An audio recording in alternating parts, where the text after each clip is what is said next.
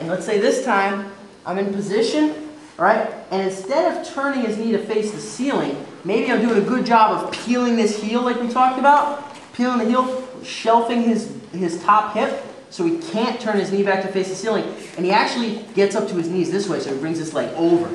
Now look, again, is there a knee bar here? No, not really. And is it possible to adjust back into a knee bar? Yeah, maybe, but other leg locks are going to be easier to get to. Now there's a bend, I got to get rid of that, I got to reorient myself directly in front of his knee. It gets things a little bit tough, okay? When we went with the other variation, so rotate back, Steve. So when we went with the other variation, he turned away this way, turn away that way.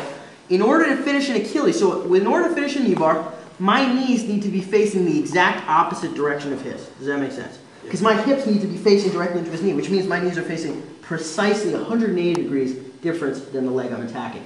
When I'm finishing an Achilles, my knees need to be facing the exact same angle as his. I want my hips to be behind under here rather than right on here. The Achilles is a 180 difference. Okay, heel hooks, we have a lot more play. All right, with heel hooks, it's like I could be almost close to the same angle. I could be like at a 45. I could be even a little more than 45, sometimes still get a tap. Heel hook has a lot more play to it in terms of the angles that you can hit it from. Achilles involves a little bit more calibration with the angle of your knees and his knees, and so does the knee bar. So now that when we were here, boom, this would finish, this would also finish. This would also finish, right? Because my knees are in the same angle, still in Achilles, right? However, we're here, and Steve turns the other way. So, like this, he turns up this way. Now it's like, okay, what I gotta do now?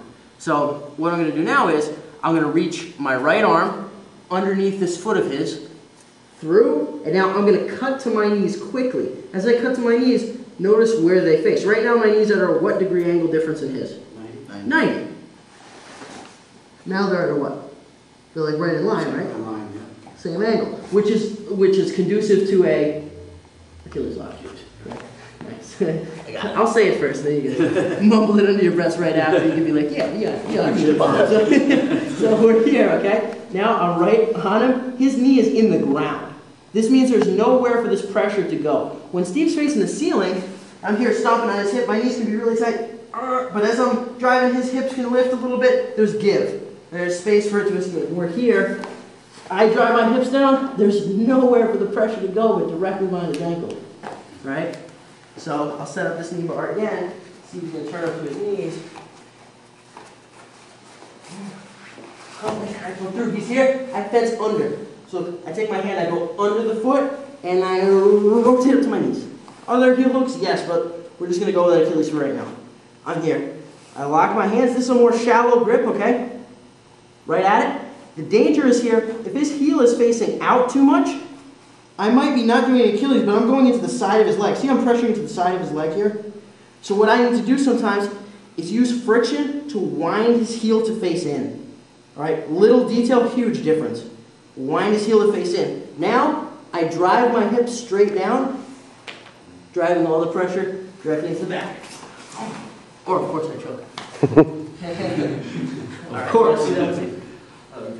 Okay, all right. Prepare up.